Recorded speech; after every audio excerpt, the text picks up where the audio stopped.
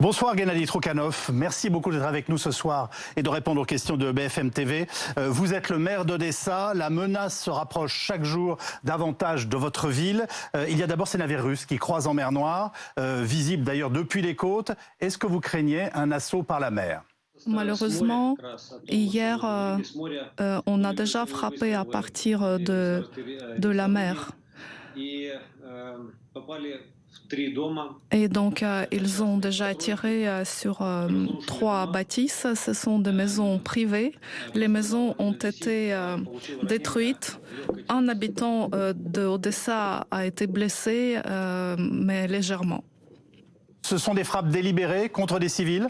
Vous avez entendu, peut-être, c'est la sirène d'alerte aérienne. Je ne sais pas s'ils le font délibérément, mais ceux qui tirent, ils voient quand même dans leurs appareils où ils tirent.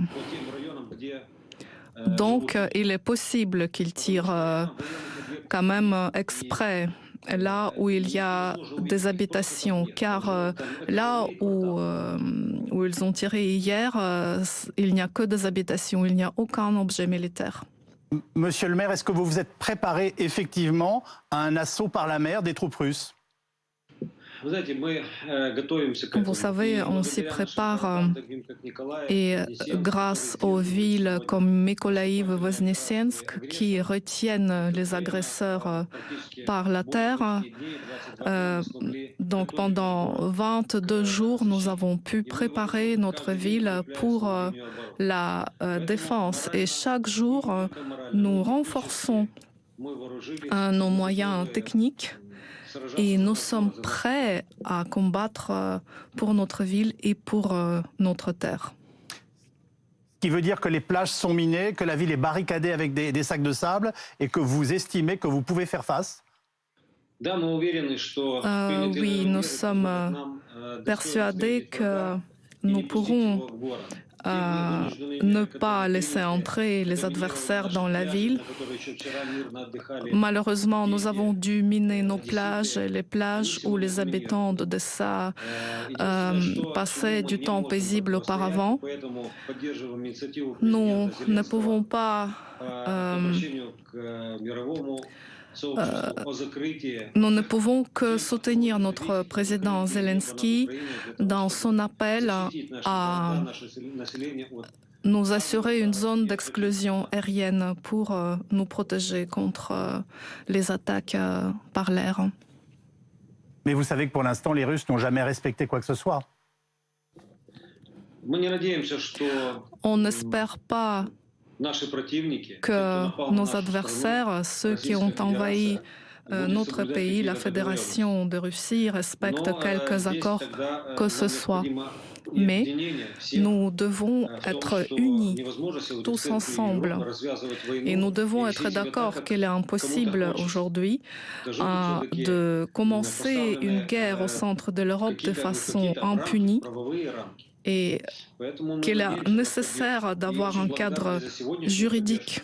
Et nous avons besoin de soutien. Et nous sommes déjà très reconnaissants pour l'aide qui nous est fournie en ce qui concerne l'aide humanitaire, en ce qui concerne les actions de protestation qui se tiennent dans le monde entier, en ce qui concerne l'information, car vous savez que les Russes, la population russe est désinformée. Vous savez très bien que ce n'est pas une opération militaire, mais que c'est une vraie guerre qui se passe ici.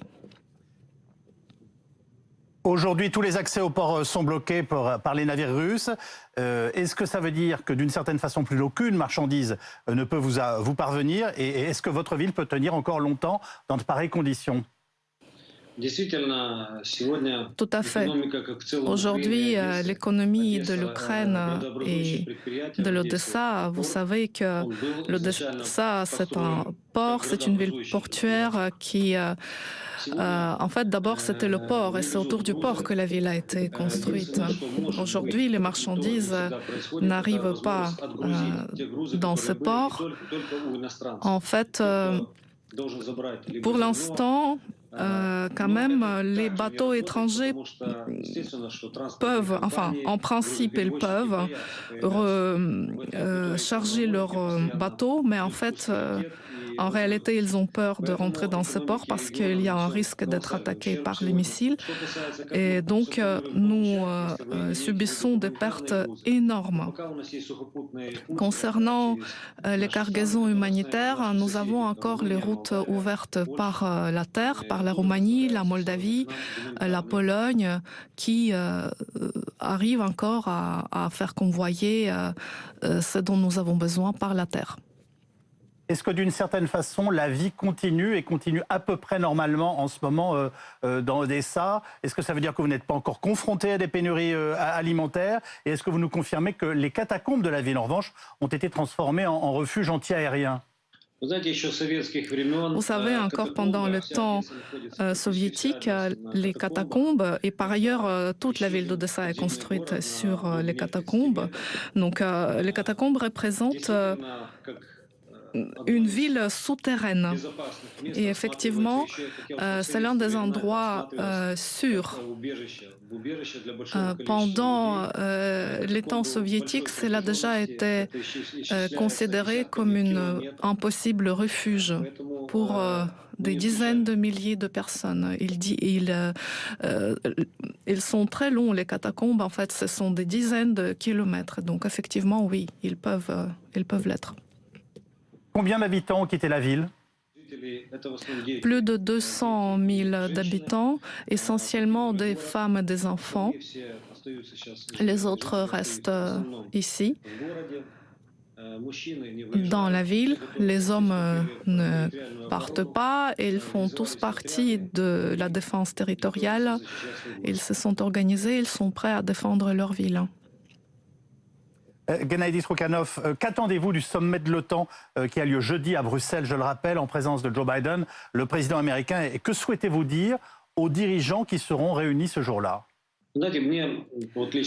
Vous savez, moi, personnellement, en tant que maire de cette ville, je voudrais que le bloc euro-atlantique soit vraiment efficace. Vous voyez ce qui s'est passé en Ukraine aujourd'hui et pour nous, c'est très difficile de nous défendre au jour d'aujourd'hui.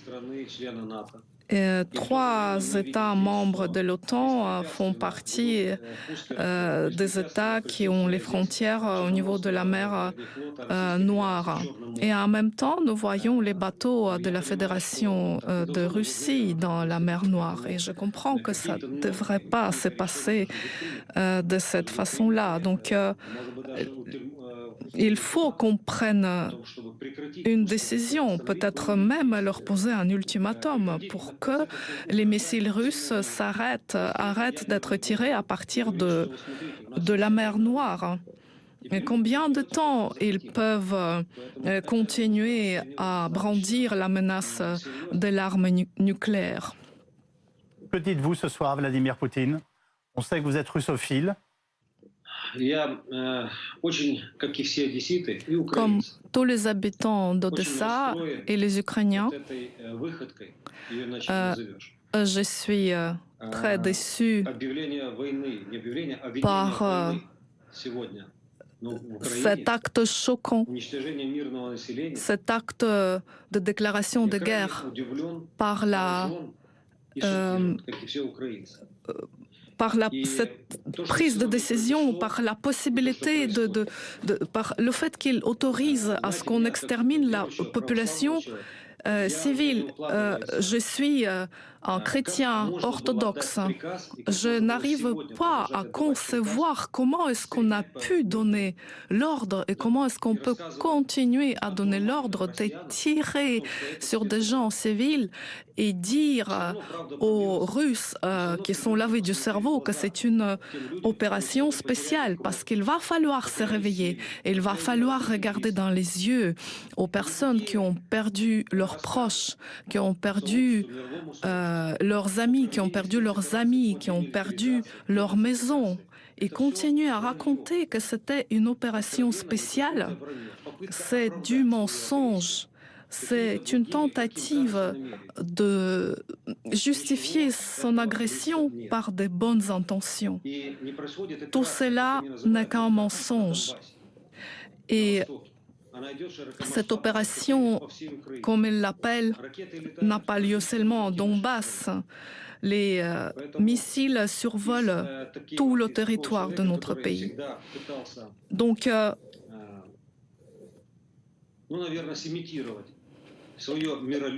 quelqu'un qui a cherché à imiter une personne qui aime la paix, cette personne s'est transformée aujourd'hui en véritable agresseur, un agresseur qui tue la population civile. Donc je voudrais que si Poutine a encore ne serait-ce qu'un peu de raison, qu'il donne l'ordre d'arrêter cette guerre fratricide. Je me retiens. J'aurais pu parler en termes beaucoup plus durs, et je sais que nous sommes en direct et qu'il faut que je retienne mes émotions. Mais encore une fois, je voudrais en appeler à sa conscience, s'il lui en reste ne serait-ce qu'un petit peu, à sa foi, parce qu'aujourd'hui, les chrétiens tirent sur des chrétiens, les peuples frères tirent sur son peuple frère. Voilà, c'est une petite partie de ce que j'aurais voulu lui dire aujourd'hui. Merci beaucoup, monsieur le maire d'Odessa, Guennadi Troukhanov. Merci d'avoir pris la parole sur BFM TV. Nous vous transmettons les pensées aussi des Français, puisque votre ville a des liens très importants avec la France. Elle a en partie été créée par Richelieu, et tout le monde sait que c'est une ville magnifique. Bonsoir, monsieur le maire. Merci beaucoup d'avoir pris la parole sur BFM TV.